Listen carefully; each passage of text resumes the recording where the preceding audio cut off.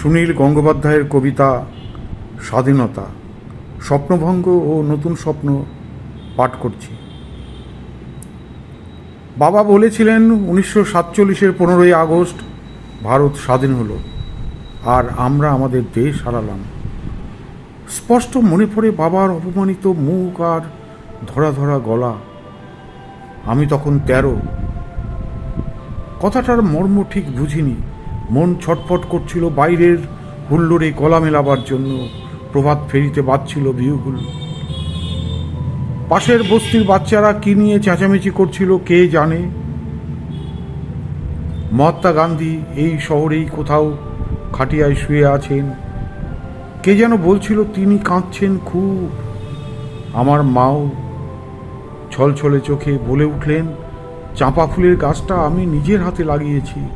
এবছর সেই গাছে ফুল ফুটবে, আমি আর দেখতে পাবো না। লাহোর না এলাহাবাদ কোন শহরে যেন হোটেলের ঘরে বসে গরমে ঘামতে ঘামতে র্যাডক্লিফ নামে এক ইংরেজ কাটাকুটি খেলছেন ভারতের মানচিত্র নিয়ে। তিনি আমার মায়ের চাঁপা ফুলের গাছের কথা কিছুই জানেন না। ঝড়ে উড়ে যাওয়ার মতন এক একটা গ্রাম চলে যাচ্ছে সীমান্তের এপারে ওপারে। কারোর রান্নাঘর গিয়ে পড়ল নতুন দেশে, কোনো গৃহস্থের গোয়ালঘর রয়ে গেল পুরনো রাজ্যে। অনেক নদীও দুভাগ হয়ে গেল। লক্ষ লক্ষ মানুষের জীবন তছনছ হয়ে গেল স্বাধীনতার মূল্য দিতে গিয়ে। পাঞ্জাব ও বাংলা, যেখানকার ছেলেরা জীবন পণ করে সবচেয়ে বেশি লড়াই করেছে দেশের মুক্তির জন্য, সেই দুটো রাজ্যই কেটে ফেলে বইয়ে দেওয়া হলো রক্তগঙ্গা। আমার কাকা আন্দামান জেল থেকে ফিরে এলেন ঠিক 17 বছর পর। যেন রিপ ভ্যান উইঙ্কল ভেবেছিলেন চোখ মেললেই দেখতে পাবেন পুরনো স্বদেশ। সমুদ্র পেরিয়ে এসে যখন চোখ মেলালেন, কে যেন প্রচণ্ড এক ঘুষি মারল তার চোখে। তিনি দেখলেন র্যাডক্লিফের ছুরিতে দ্বিখণ্ডিত ভূমির যেখানে সেখানে ক্ষত। তিনি দেখলেন মানুষ আর মানুষ নেই, শুধুই হিন্দু কিংবা মুসলমান। ফজল চাচার ঘুড়ির দোকান আগুনে পুড়ে ছাই। শুভ্র দাড়িওয়ালা এক দরবেশ, যিনি মাথায় চামড় বুলিয়ে আদর করতেন সকলে, তাঁর লাশ ট্রাম লাইনের পাশে পড়েছিল 3 দিন। প্রেসিডেন্সি কলেজের কাকার সহপাঠিনী রেয়ানা সুলতানাকে কামড়ে ছিঁড়ে খেয়েছে কয়েকটা রাক্ষস। আর শিয়ালদা স্টেশনের সব প্ল্যাটফর্ম জুড়ে শুয়ে আছে ওপারের গৃহহারা ছিন্নমূল মানুষ। কোনো জননীর এক সন্তান মারা গেছে পথে, অন্যটি খিদেই কাঁদছে, হাতে ভিক্ষের পাত্র। এক পুরোহিত একেবারে নির্বাক। শ্যামলী নামের ধর্ষিতা মেয়েটির রক্তস্রাব বন্ধ হচ্ছে না কিছুতেই।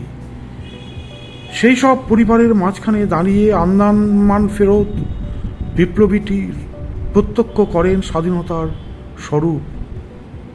এক বৃদ্ধ চিৎকার করে উঠল, গান্ধীটা মেনে নিল দেশভাগ, তার পেয়ারের জওহরলালকে কিছুতেই বোঝাতে পারল না। আজ যদি সুভাষ বোস থাকতেন এখানে, সুভাষ বোস থাকতেন, সুভাষ বোস থাকতেন। সেই চিৎকারের প্রতিধ্বনি যেন পৌঁছে গেল দিল্লিতে। এক মহারাষ্ট্রীয় যুবকের হাতে প্রার্থনা সভায় খুন হলেন গান্ধীজি।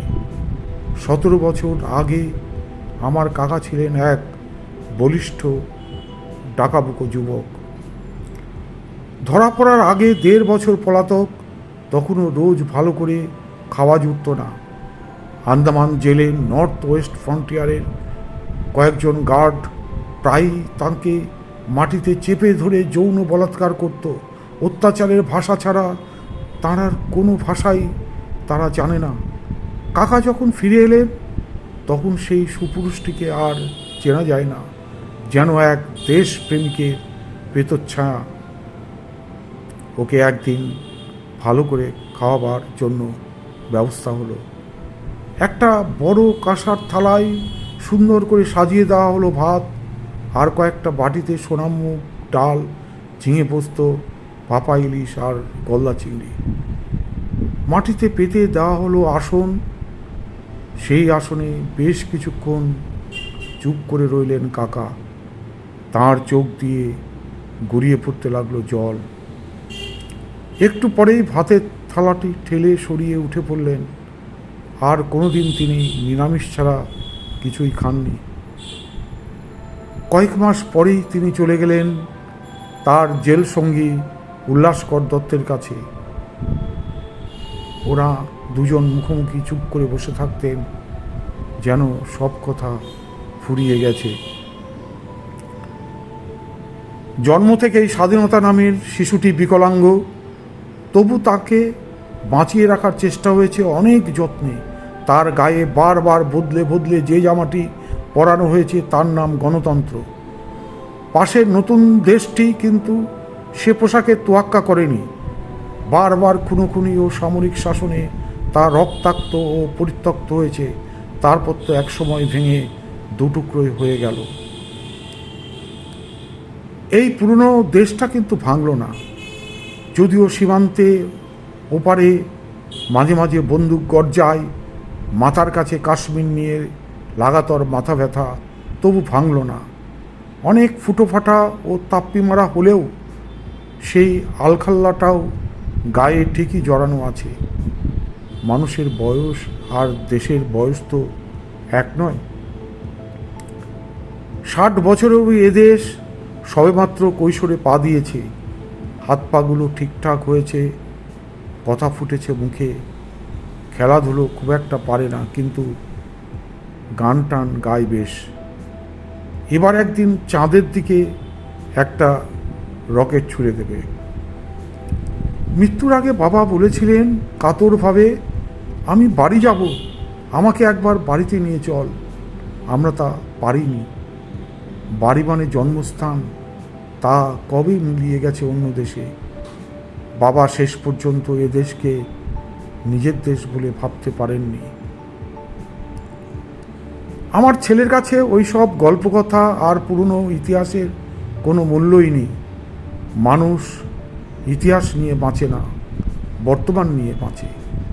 বাবা কাকারা সব মিলিয়ে গেছেন অতীতে। আমাদের মনে স্মৃতির দুঃখ বিলাস ফিরে আসে মাঝে মাঝে। আমাদের সন্তান সন্ততিরা এই পুরনো দেশটাকেই নতুনভাবে গড়তে চাইছে। মাঝে মাঝে স্বপ্ন দেখি সাহেবরা আবার ফিরে আসছে, এবারে আর অস্ত্র নিয়ে নয়, চাকরি চাইতে। একটি আন্তর্জাতিক এলিট স্কুল খোলা হয়েছে আমাদের রাজধানীতে। সেখানকার ছাত্র বিভিন্ন দেশের রাষ্ট্রপতি ও সেনাপতি, তাদের শেখানো হচ্ছে গণতন্ত্র। বিভিন্ন ধর্মগুলোকে বাড়ির মধ্যে বন্দি করে রেখে প্রকাশ্য রাস্তায় সব মানুষই আবার মানুষ হয়েছে। ধন্যবাদ।